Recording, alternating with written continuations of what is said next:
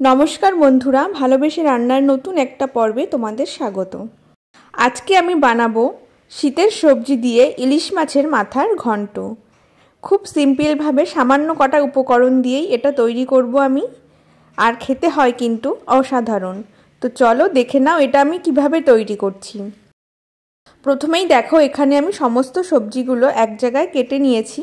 এখানে আছে কুচনো বাঁধাকপি, এছাড়া আমি নিয়েছি এখানে গাজর আছে কুচিয়ে নেওয়া, এরপর আছে কয়েকটা কুচিয়ে নেওয়া পেঁপে, আছে আলু, শিম আর বেগুন।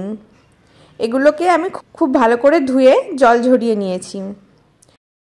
এরপর দেখো, এখানে আমি একটা বড় সাইজের ইলিশ মাছের মাথা নিয়েছি। মাথাটা আমি বাজার থেকেই কেটে এনেছিলাম। বাড়িতে এনে খুব ভালো করে ধুয়ে নুন হলুদ মাখিয়ে রেখে দিয়েছি।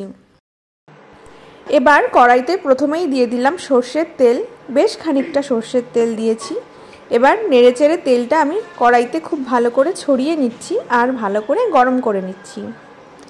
এবার তেলের মধ্যে আমি প্রথমেই দিয়ে দিচ্ছি ইলিশ মাছের মাথাগুলো। একে একে সমস্ত মাথাগুলো আমি দিয়ে দিলাম।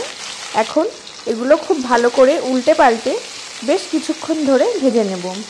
বিশেষ করে যে মাথাটা একটু বড় আছে ওটা আমি একটু টাইম নিয়ে ভাজবো। দেখো, এক পিঠ ভাজা হয়ে গেলে অপর পিঠটাও উল্টে নিয়ে আমি খুব ভালো করে ভেজে নিচ্ছি। আমার এই সিম্পল ঘরোয়া রেসিপিগুলো তোমাদের ভালো লাগলে অবশ্যই একটা লাইক করো, কমেন্ট করে জানিও কেমন লেগেছে। চ্যানেলটা সাবস্ক্রাইব করে পাশের বেল আইকনটা প্রেস করে দিও নতুন ভিডিওর নোটিফিকেশন পাওয়ার জন্য। এবার দেখো, সমস্ত মাছের মাথাগুলো ভাজা হয়ে গেছে। এখন আমি সব মাথাগুলো একে একে তুলে নিচ্ছি। তবে হ্যাঁ, বড় টুকরোটা একটু ভাজতে টাইম লাগবে, তাই ওটাকে আমি দেখো আরও একটু ভেজে নিচ্ছি। আর সব মাথাগুলো তুলে নিলাম। এরপর কড়াইতে দিচ্ছি সামান্য একটু কালো জিরে আর একটা শুকনো লঙ্কা ফোড়ন। ফোড়নটা আমি কয়েক সেকেন্ড নেড়েচেড়ে নিয়ে খুব ভালো করে ভেজে নিচ্ছি, যতক্ষণ না এর থেকে একটা হালকা গন্ধ বের হয়। এরপর আমি বাঁধাকপি ছাড়া সমস্ত কুচিয়ে নেওয়া সবজিগুলো তেলের উপরে ছেড়ে দিলাম। এখন খুব ভালো করে নেড়েচেড়ে নিয়ে আমি এই সবজিগুলো হালকা একটু ভেজে নেব। এটা কিন্তু খুব সিম্পল, খুব সাধারণ একটা রেসিপি, কিন্তু খেতে হয় খুব অসাধারণ। এরপর দিয়ে দিলাম কুচিয়ে নেওয়া বাঁধাকপিটা, আর দিলাম সামান্য একটু নুন আর কয়েকটা চেরা কাঁচা লঙ্কা। এখন এটা গ্যাসের ফ্লেম লো করে দিয়ে 5 মিনিটের জন্য ঢাকা চাপা দিয়ে রাখবো। ফিরে এলাম 5 মিনিট পর। এখন আমি ঢাকা চাপাটা তুলে নিচ্ছি আর খুব ভালো করে নেড়ে নিচ্ছি। তোমরা দেখতেই পাচ্ছ বাঁধাকপি আর সমস্ত সবজিগুলো কিন্তু বেশ খানিকটা মজে গেছে আর নরমও হয়ে গেছে অনেকটাই। এখন আবার খুব ভালো করে সমস্ত কিছু একসঙ্গে নেড়ে নিয়ে ভেজে নিচ্ছি। কিছুক্ষণ পর দিয়ে দিচ্ছি পরিমাণ মতো হলুদ আর দিচ্ছি সামান্য একটু জিরের গুঁড়ো। এতে কিন্তু আর কোনো মশলার প্রয়োজন নেই। এখন আবার সমস্ত কিছু নেড়েচেড়ে প্রায় 10 মিনিট ধরে ভাজতে থাকবো। আর হ্যাঁ, গ্যাসের ফ্লেমটা কিন্তু মিডিয়ামেই রেখেছি।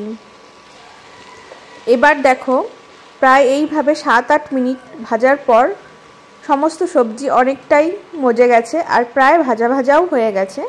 এখন এর মধ্যে আমি দিয়ে দিলাম ভেজে রাখা ইলিশ মাছের মাথাগুলো। স্প্যাচুলার সাহায্যে মাথাগুলো আমি একটু ভেঙে গুঁড়িয়ে নিচ্ছি, যাতে এর সঙ্গে খুব ভালোভাবে মিশে যায়। এবার সমস্ত কিছু আবার সবজি ইলিশ মাছের মাথা একসঙ্গে আরও কিছুক্ষণ আমি এইভাবেই ভাজতে থাকবো।